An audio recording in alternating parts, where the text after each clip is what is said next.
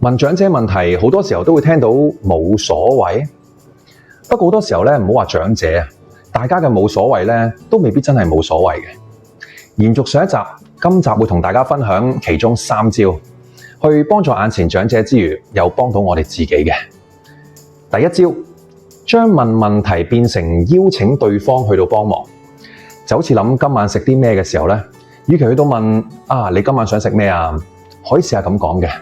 哎呀，我諗極咧都諗唔到今晚食乜嘢啊！你不如幫我諗一樣啊！由起初叫對方去到自己揀，變咗做邀請對方去到幫忙。對於長者又或者任何人嚟講，都會有一種被需要嘅感覺嘅，亦都可能因為咁更加容易講出自己嘅諗法。第二招，將開放式嘅問題變成選擇題，無論係揀餐廳又或者安排行程都好，相比去到講你想食乜嘢啊？你想去邊啊？試下改為去到問樓下有 A 餐廳同埋 B 餐廳，你想去邊一間呢？將問題收窄，而且要夠明確嘅，咁樣就可以大大減少對方喺思考上面嘅負擔啦。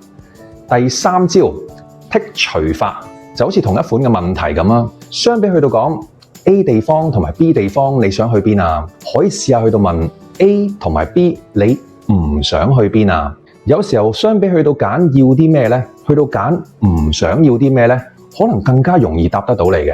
最後仲有一個小提示，好多時候長者答冇所謂呢，並唔係真係冇想法嘅，而係佢哋好可能習慣咗唔想去到麻煩人啊。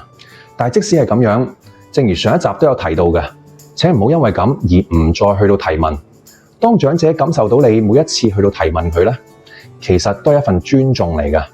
佢哋個心可能因為咁而慢慢放開，甚至乎最終可能會講出自己嘅諗法添。而喺自立照護入邊，提問正正係建立關係同埋提升自立嘅一大步啊！唔知大家平時又有冇一啲用開嘅方法呢？